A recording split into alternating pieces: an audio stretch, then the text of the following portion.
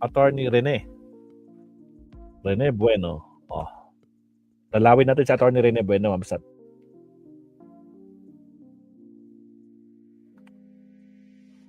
Oh, yung latest niya, no?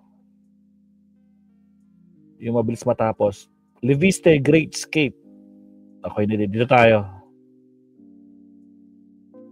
O kasi no, bilisan lang natin. Ang kapangyarihan po na ibinibigay sa atin ng bayan ay hindi isang pribilehyo na pwedeng gamitin o iwanan kung kailan natin gusto. Ito po ay isang pananagutan na kailangang tuparin sa lahat ng oras, lalo na kapag ang katarungan at integridad ng ating mga institusyon ay nasa panganib. Mga kabueno, mga kayubi, ngayong araw po na ito, pag-uusapan natin ang isang issue na hindi lamang tungkol sa isang kongresista o sa kanyang kumpanya. Ito po ay tungkol sa kung paano tinitingnan ng mga taong nasa posisyon ng kapangyarihan ang kanilang tungkulin sa bayan. Lalo na kapag sila mismo ang naharap sa pagsisiyasat. Alam niyo po itong kwento ni Congressman Leandro Leviste, ang kanyang kumpanyang Solar para sa Bayan at ang kanyang kahilingan na pumunta ng ibang bansa sa loob ng halos 6 na buwan.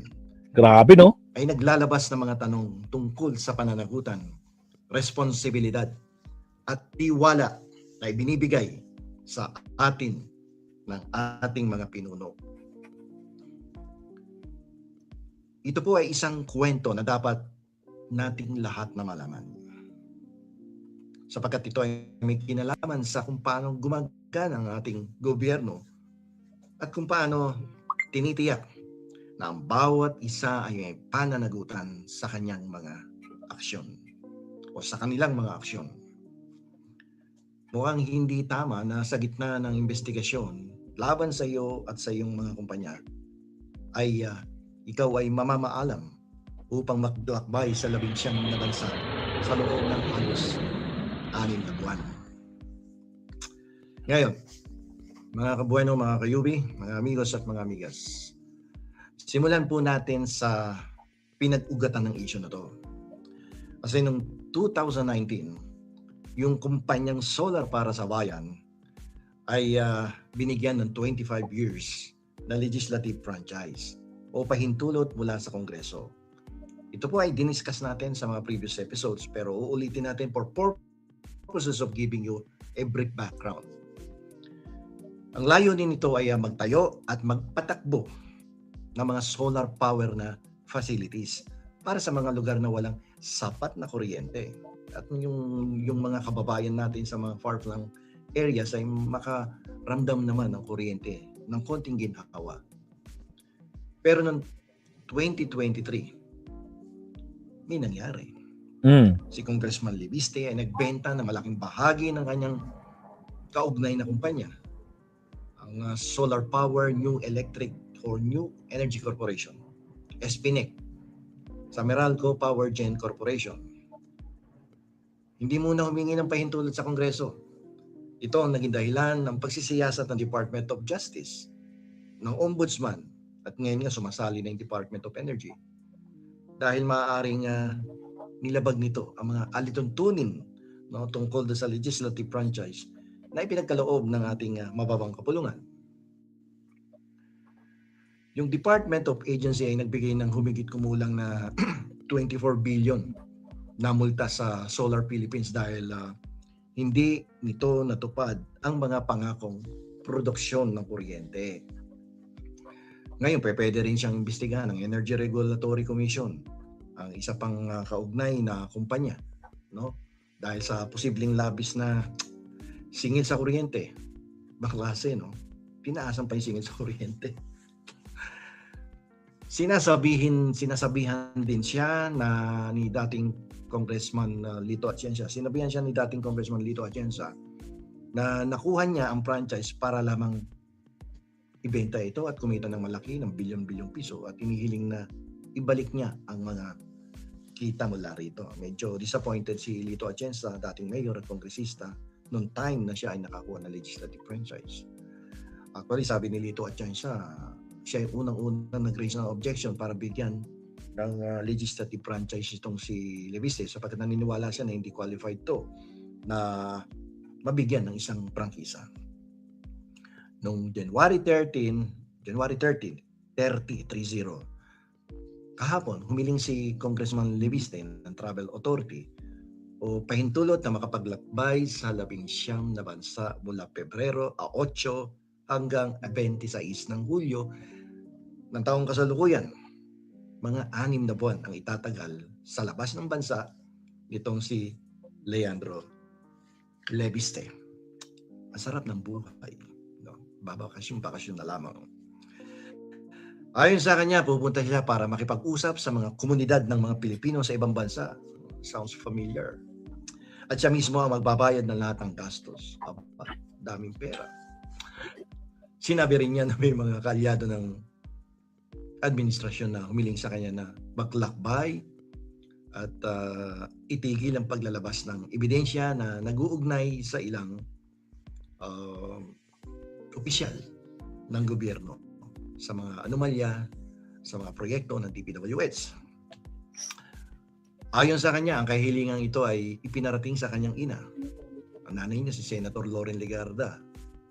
Hanggang ngayon, wala pang pahayag ang mga pinuno ng kapulungan ng mga kinatawan tungkol sa kanyang kahilingan. Pero if I were on the part of the Speaker of the House, I will not grant the application for a travel authority. May kakaharapin ka investigasyon. Bakit naman itinaon mong aalis ka? No? Gayong meron na schedule na probe or investigation regarding the solar power yung kumpanya dun sa legislative franchise. Ngayon, may mga reaction at maraming katanungan ang lumabas dahil dito sa kanyang application for travel authority. Dahil ang paghihiling niya ng paglalakbay ay naganap habang patuloy pa rin nag-iimbestiga ang mga otoridad. Marami tuloy nagtatanong kung bakit ngayon ka pa mag-apply ng travel authority samantalang mag-uumpisa ang isang investigasyon. Sinabi ni Ombudsman Remulla na maaaring sinusubukan ni Congressman Leviste na ibaling ang pansin ng publiko mula sa isyu ng franchise sa pamamagitan ng pagbangkit ng ibang isyu tulad ng mga anomalya sa mga proyekto laban sa baha o sa flood control programs. Dito kailangan isaalang-alang ng Kongreso ang mga alituntunin tungkol sa paglalakbay ng mga miyembro na may kinakaharap na investigasyon. Hindi basta dapat binibigyan basta-basta ng travel authority kapag ganyan ang sitwasyon. Kailangan balansehin ang karapatan ng isang kongresista na makapaglakbay at ang pangangailangan na tiyakin na may pananagutan sa isyu ng legislative franchise. So, yung biglang aalis ng may kakaharaping investigation para namang sign of irresponsibility sa parte ng isang kongresista. And at the same time, in my own personal opinion, nawawala yung moral fitness mo to serve as a legislator. Sabi ko nga, sign of irresponsibility yan, di ba? Ngayon, kung papayagan siyang umalis at manatili sa ibang bansa sa mahabang panahon, 6 na buwan yan, maaari siyang humarap sa mga maraming problema sa Kongreso sapagkat hindi niya matutupad yung kanyang mga tungkulin bilang kongresista, bilang kinatawan ng kanyang distrito. May obligasyon siyang dumalo sa mga sesyon, makihalok sa mga pagdinig ng komite, makipagdebate at ipagtatanggol dapat ang interes ng kanyang mga nasasakupan, ang kanyang mga constituents. Yung matagal na pagkawala niya, yung kanyang matagal na absence sa Kongreso ay maaaring magdulot ng parusa tulad ng pagkakasisi. No? Pwede siyang masuspinde o kahit worst case scenario, pwede siyang mapatalsik mula sa Kongreso. Maaari ring mawala ng boses ang kanyang mga constituents sa mga mahalagang boto at talakayan tungkol sa mga patakaran.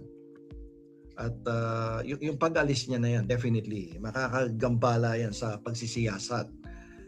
Maaaring Kasi kailangan niya magpatotoo sa investigation. Magbibigay siya ng mga dokumento o sumagot sa mga tanong mula sa mga miyembro ng committee ng nag-iimbestiga tungkol sa legislative franchise o sa DOJ at sa Ombudsman. Paano kung wala ka?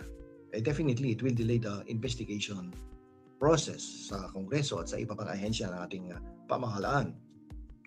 Kung hindi kasi siya makikipag-ugnayan dahil sa kanyang pinaplanong paglalakbay, maaari siyang ma-charge ng contempt o paglabag sa authority ng mga investigator at maaari ring kunin ng mga otoridad ang kawalan niya bilang senyales na tinatakasan niya ang mga issue laban sa kanya.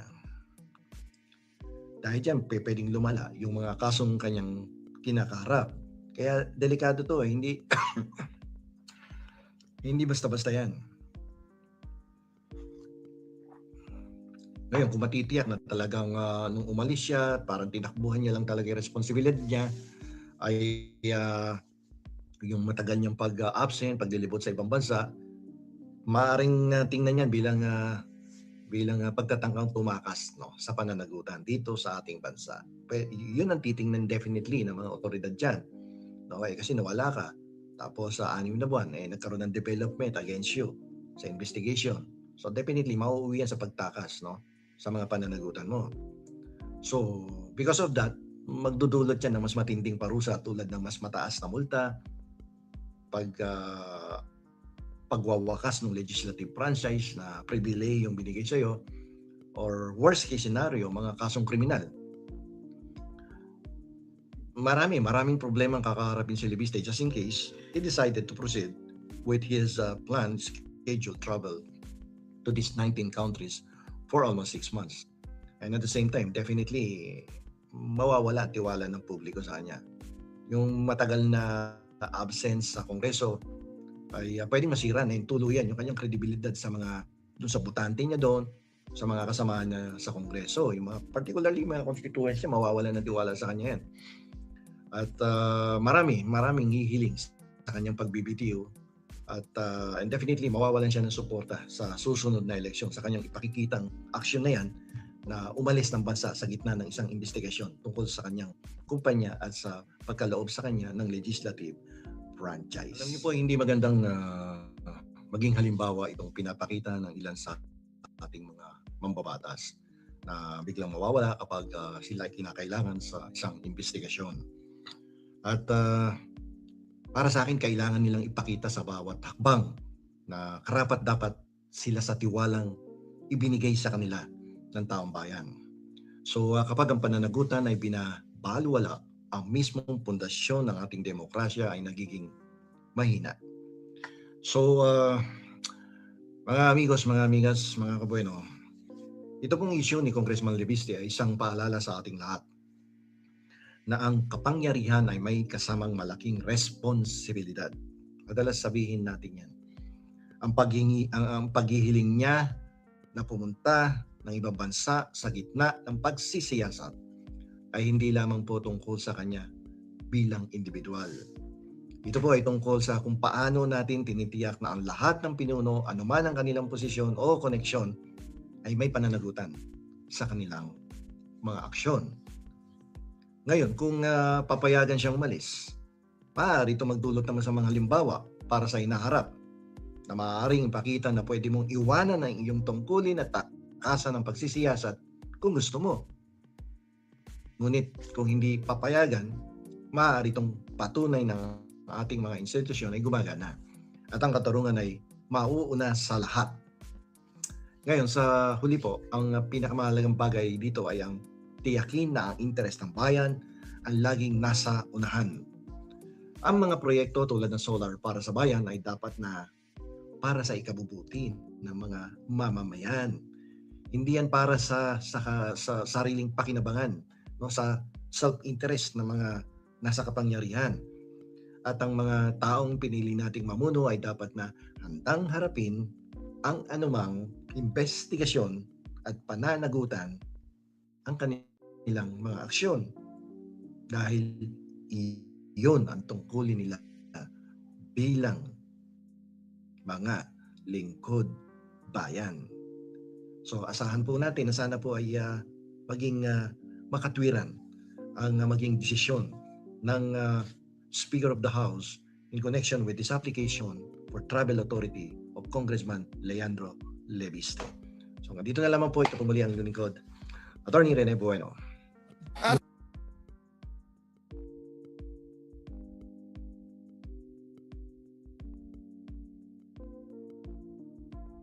Sorry, naka-off pala yung mic natin. Sa tingin nyo, Ma'am Sat, papayagan yan ni Boji D, ni Speaker Boji D, na 6 months ang mawawala at magbabakasyon? Nako pa, imposible yan.